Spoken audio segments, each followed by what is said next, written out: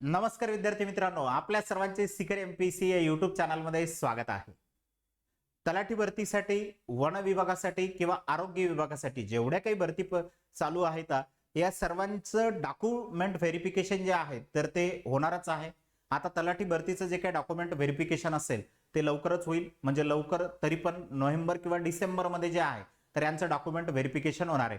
तर यासाठी आपल्याला लागणारे कोणकोणते आवश्यक डॉक्युमेंट आहेत आणि आपल्याकडे कोणकोणते डॉक्युमेंट असणं गरजेचं आहे तर या संदर्भातला हा व्हिडिओ आहे. हा व्हिडिओ शेवटपर्यंत आपल्या सर्वांनी बघा, जेणेकरून जेवढ्या काही भरती परीक्षा आहेत किंवा भविष्यामध्ये जर तुम्ही परीक्षा देणार असाल तर हे आपल्याकडे डॉक्युमेंट ऑलरेडी अगोदर असणं गरजेचं आहे. तर आता बघा, यामध्ये एक तारीख देण्यात आलेली असते की या तारखेपर्यंतचे डॉक्युमेंट आपल्याकडे असणं आवश्यक आहे. पण आपल्याकडे शैक्षणिक डॉक्युमेंटचा विचार जर आपण केला तर या सगळ्याच भरती परीक्षांसाठी लागणारे कोणकोणते डॉक्युमेंट आपल्याला आवश्यक आहेत ते. तर यामध्ये एज्युकेशनल डॉक्युमेंट जर बघितलं, शैक्षणिक डॉक्युमेंटचा विचार जर आपण केला तर आपल्याकडे 10वी आणि 12वी यांचं बोर्ड सर्टिफिकेट आणि मार्कशीट असणं आवश्यक आहे. 10वीचं बोर्ड सर्टिफिकेट पण लागणार आहे आणि मार्कशीट सुद्धा, त्याचबरोबर 12वीचं बोर्ड सर्टिफिकेट आणि मार्कशीट. त्यानंतर जे आहे तर ग्रॅज्युएशनचे, जर तुमचं सेमिस्टर वाईज ग्रॅज्युएशन जर झालेलं असेल तर अशा विद्यार्थ्यांना सेमिस्टर वाईज डॉक्युमेंट लागतील. जर तुमचं 3 वर्षाचं ग्रॅज्युएशन असेल तर तुमचे टोटल 6 सेमिस्टर असतील. जर 4 वर्षाचं ग्रॅज्युएशन जर असेल तर तुमचे टोटल 8 सेमिस्टर असणार आहे. तर या 8ही सेमिस्टरचे आपल्याकडे मार्कशीट असणं आवश्यक आहे. त्याचबरोबर जर समजा इयरली ग्रॅज्युएशन म्हणजे कन्सिडर जर होत असेल, तिथे सेमिस्टर वाईज जर नसेल, अॅन्युअल पॅटर्न नसेल, तर अशा विद्यार्थ्यांसाठी 3 वर्षाचं ग्रॅज्युएशन जर असेल तर त्यांच्याकडे 3 वर्षाच्या मार्कशीट असणं आवश्यक आहे. त्याबरोबर 4 वर्षाचं जर असेल तर 4 वर्षाच्या मार्कशीट असणं आवश्यक आहे. त्याचबरोबर आता आपल्याला एखादी फायनल जी आहे तर ती मार्कशीट येते, किंवा काही विद्यार्थ्यांना जे आहे तर ते डिग्री सर्टिफिकेट येते, तर त्याच्यावरती आपल्याकडे डिग्री सर्टिफिकेट असणं आवश्यक आहे. त्याचे काही मार्क मेमो आपले असतील तर ते असणं आपल्याकडे आवश्यक आहे.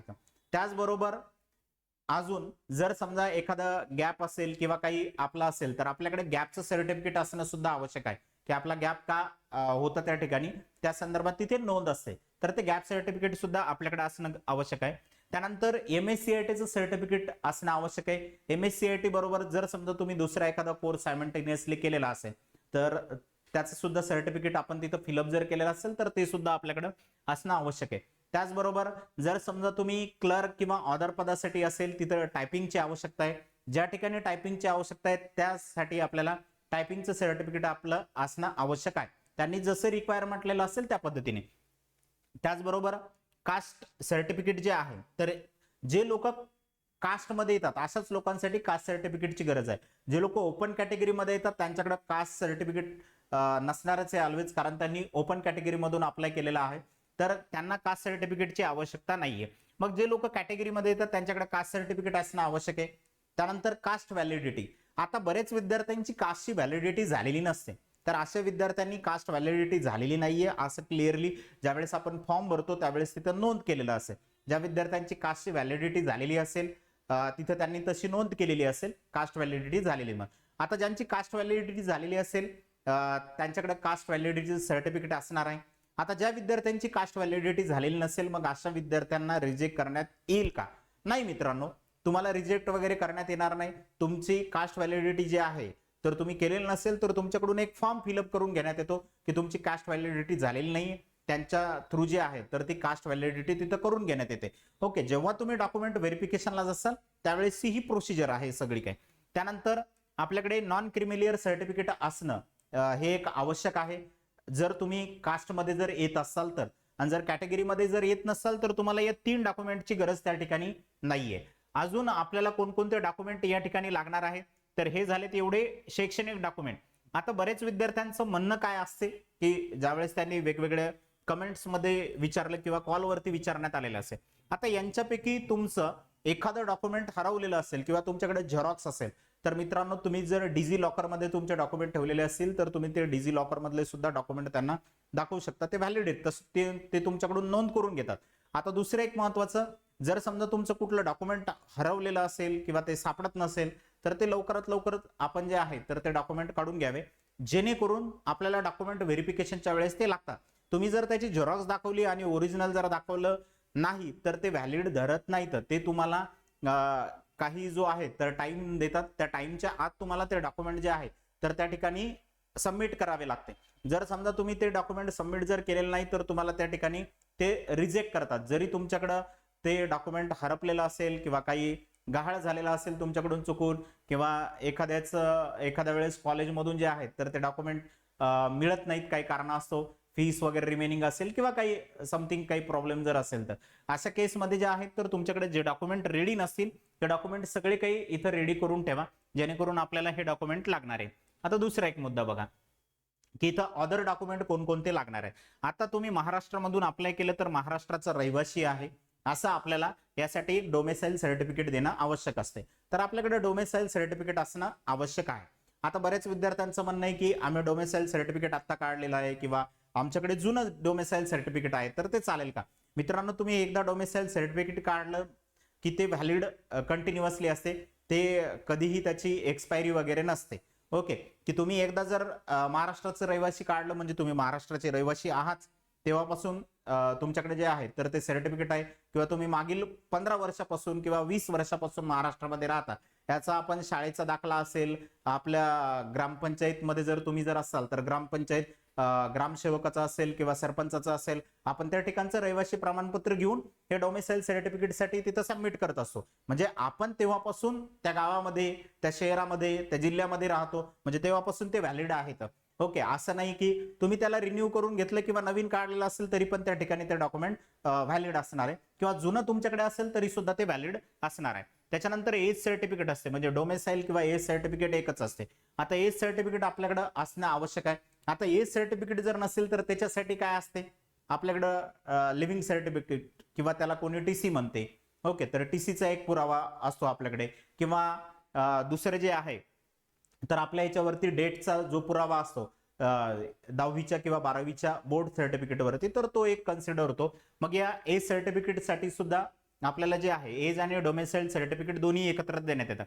त्यानंतर आपल्याकडं असा एक प्रूफ पाहिजे की जो नेम आणि ज्याच्यावरती ऍड्रेस असेल. मग त्यासाठी आपल्याकडे आधार कार्ड असेल, वोटर आयडी असेल किंवा पॅन कार्ड असेल, तर हे जे काही आहेत तर हे आपल्याला व्हॅलिड असणार आहे, की ज्याच्यावरती नाव विथ ऍड्रेस असा आपल्याला एक पुरावा असणं आपल्याकडे गरजेचे असते.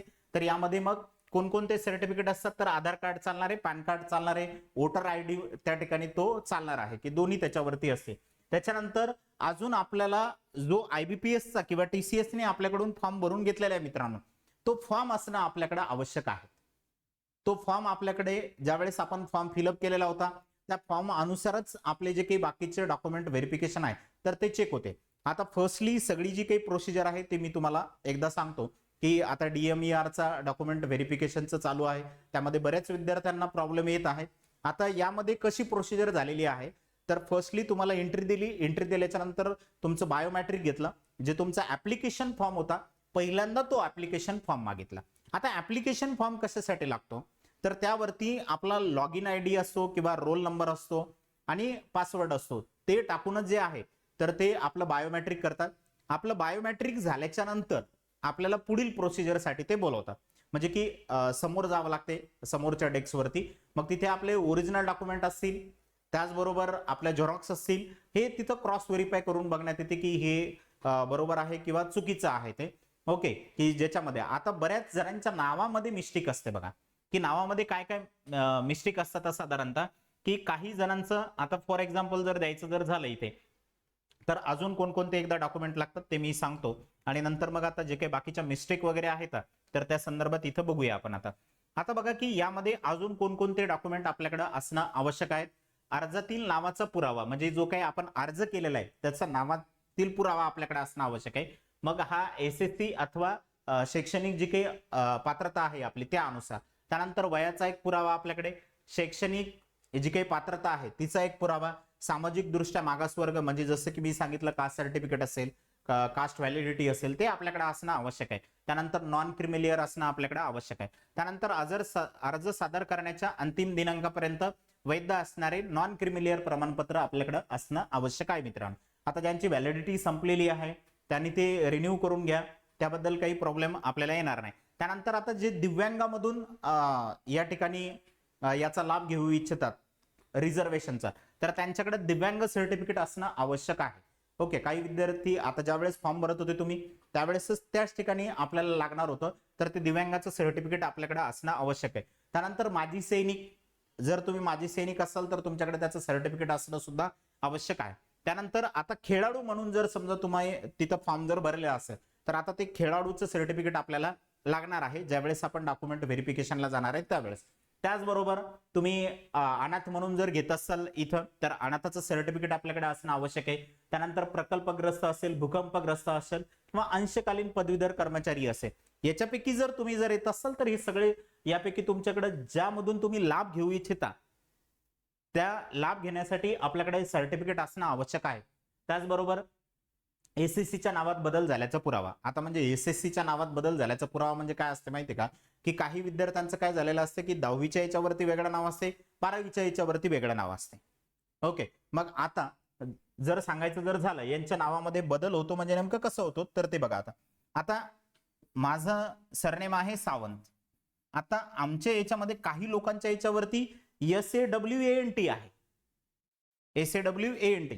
आता मी जर विचार जर केला तर माझ्या याच्यामध्ये W आहे, पण आता काही नावांमध्ये म्हणजे काही लोकांच्या नावांमध्ये काय होते की इथं V वापरल्या जाते. आता माझ्या एका डॉक्युमेंटवरती जर 10वीच्या W असेल आणि 12वीच्या जर V जर असेल तर आता हे मला ॲफिडेव्हिट करून घ्यावं लागेल तहसीलमधून की हे दोन्ही नावं जे आहेत ते एकच आहेत पण इथं स्पेलिंग मिस्टेक झालेली म्हणून.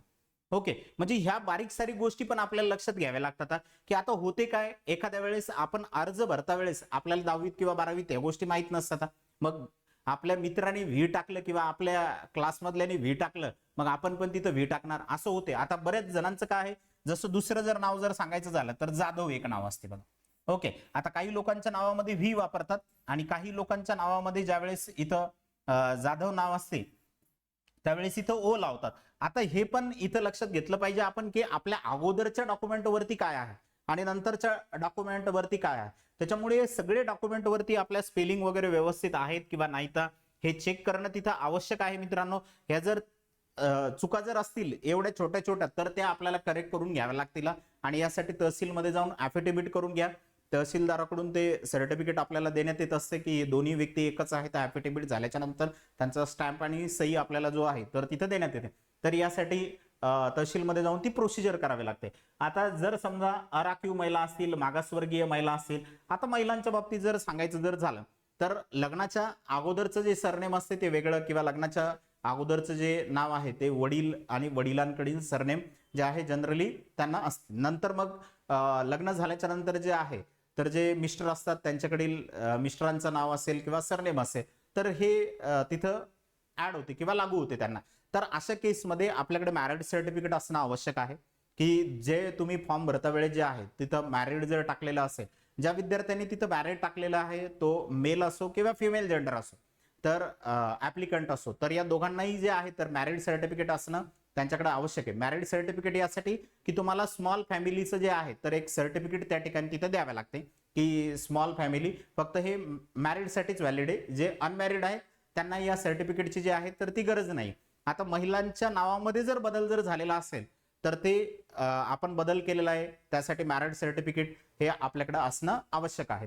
त्यानंतर जे आहे तर मराठी भाषेचे ज्ञान असणं आवश्यक आहे. आता मराठी भाषेचे ज्ञान असणं आवश्यक आहे म्हणजे काय, आपल्याला 10वीला किंवा 12वीला मराठीचा सब्जेक्ट असतो म्हणजे आपल्याकडे मराठी भाषेचं ज्ञान आहे. जर तुमच्याकडे मराठी भाषेचं ज्ञान नसेल तर तसं तुमच्याकडून लेखी घेण्यात येते म्हणजे की तुमचं 10वी किंवा 12वीला मराठी नसते. आता बरेच विद्यार्थी जर दुसऱ्या बोर्ड मधून जर असतील की महाराष्ट्र बोर्ड मधून नसतील, दुसऱ्या बोर्ड मधून जर एज्युकेशन जर घेतलेलं असेल तर तिथे मराठी नसते. मग अशा केसमध्ये जे आहे तर आपल्याकडून मराठी लिखित स्वरूपात घेण्यात येते की तिथं त्यांच्याकडे एक फॉर्म असतो किंवा त्याच्यावरती सगळं जे आहे तर ते आपल्याकडून फिलअप करून घेतात ज्यावेळेस आपण डॉक्युमेंट व्हेरिफिकेशनला जातो त्यावेळेस. लहान कुटुंबाचे प्रतिज्ञापत्र आपल्याकडे असणं आवश्यक आहे. हे प्रतिज्ञापत्र एक फॉर्म देण्यात येते, त्या फॉर्मवरती आपल्याला फिलअप करून द्यावं लागते. त्यानंतर जर समजा तुम्ही तिथं अनुभव टाकलेला असेल मित्रांनो तर तुमच्याकडे अनुभवाचं सर्टिफिकेट असणं आवश्यक आहे. उगी आपण कुठे वर्क केलेलं आहे हे तुमचं बरोबर आहे पण तुमच्याकडे सर्टिफिकेटच नाहीये, अनुभव एक्सपिरियन्स सर्टिफिकेट नाही तर ते चालणार नाही. कारण की मग त्या ठिकाणाहून तुम्हाला डिस्क्वालिफाय करण्यात येईल की तुमच्याकडे एक्सपिरियन्स सर्टिफिकेट नाही. म्हणून ज्या ऑर्गनायझेशन मध्ये तुम्ही वर्क करत होता तिथलं जर तुम्ही एक्सपिरियन्स सर्टिफिकेट जर टाकलेलं जर असेल, भले 1 वर्ष जर टाकू द्या, 2 वर्षाचं, 5 वर्षाचं, जे काय असेल ते, तर तुमच्याकडे ते एक्सपिरियन्स सर्टिफिकेट असणं त्या ऑर्गनायझेशन मध्ये जिथे तुम्ही वर्क करत होते त्याचं आवश्यक आहे. जर तुमच्याकडे नसेल तर ते एक्सपिरियन्स सर्टिफिकेट तुम्ही काढून घ्यावं. म्हणजे की हे आवश्यक डॉक्युमेंट आहेत सगळ्याच गोष्टीसाठी जे काही आपल्याला या ठिकाणी इथे लागणार आहेत. ते तुम्ही खेळाडू मधून या, मागासवर्गीय याच्यामधून या, किंवा अजून कोणतं तुम्हाला जे कोणतं आरक्षण घ्यायचं असेल त्या आरक्षणाचं तुमच्याकडे डॉक्युमेंट असणं जे आहे तर ते आवश्यक आहे. हे सगळ्याच भरती परीक्षेसाठी जे आहे तर हे डॉक्युमेंट असणं आवश्यक आहेत. आणि जर समजा तुम्हाला काही डॉक्युमेंट संदर्भात डाऊट जर असेल तर तुम्ही कमेंट बॉक्समध्ये आम्हाला विचारा. आम्ही निश्चितपणे त्याचं निरसन करण्याचं जे आहे तर ते प्रयत्न करूया. आपण सर्वांनी शेवटपर्यंत हा व्हिडिओ बघितला त्याबद्दल सर्वांचे खूप खूप धन्यवाद. जर आपल्याला व्हिडिओ आवडलेला असेल तर आपण व्हिडिओला लाईक करायला विसरू नका. धन्यवाद.